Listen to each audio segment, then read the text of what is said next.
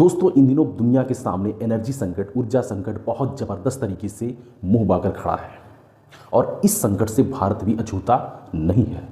अधिकांश वो देश हैं जो या तो अमेरिका के मित्र हैं या तो वो कहीं न कहीं रूप से ईरान के खिलाफ अमेरिका के साथ खड़े हैं।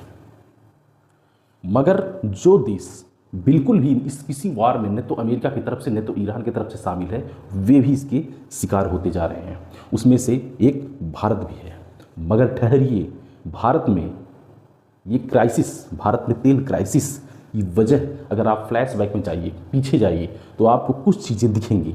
याद है आपको 70 के दशक में जब भारत में तेल क्राइसिस हुआ था, भारत छोड़िए पूरी दुनिया में तेल क्राइसिस हुआ था, उस समय भी ईरान के साथ यही हाल हुआ था। इजराइल ईरान में लड़ाई हुई थी, उस समय भी सेम इसी तरह से हालात उस समय भी बना हुआ था जब 70 के दशक में तेल क्राइसिस हुआ था। एक बार 1973 में हुआ था और एक बार 1979 में देखने को मिला था।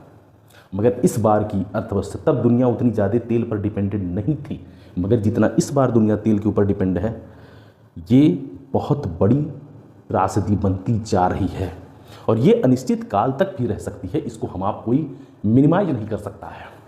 आपको बताते चलें कि इसके पीछे भारत की कुछ कमियां हैं, भारतीय सरकार की कुछ कमियां हैं।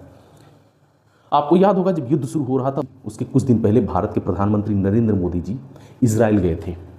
ठीक अगले ही दिन इजराइल ने इजराइल अमेरिका की संयुक्त अभियान में ईरान पर हमला कर दिया था। ठीक एक दिन के बाद हमला होना, अगर सोचिए ईरान ने इस चीज को जज कर लिया होता तो जो अब तक भारत के 2-4 तेल वाहक, भारत की जो शिप है वहां से आ रही है, होर्मुज स्ट्रेट से गुजर के आ रही है, वो बिल्कुल भी नहीं आती है। एक चीज यहाँ पर भारतीय नेतृत्व पर एक प्रश्न जरूर खड़ा होता है। जब आपको पता है कि भारत में 20% से ज़्यादा ऑयल, मैक्सिमम ऑयल, 20% छोड़िए, भारत तो हॉर्मुज स्ट्रेट पर लगभग 80% डिपेंड है, हॉर्मुज स्ट्रेट से आता है, तो फिर आपको ईरान जैसे देश का या इजराइल में जाने की नौबत क्या है? आप कैसे जस्टिफाइड करेंगे कि इजराइल भारत के लिए सही है या गलत है?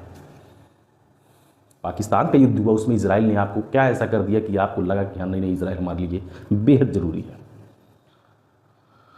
दोस्तों, कुछ गलतियां भारत सरकार से हुई हैं जिसका खामियाजा हमें आपको भुगतना पड़ेगा।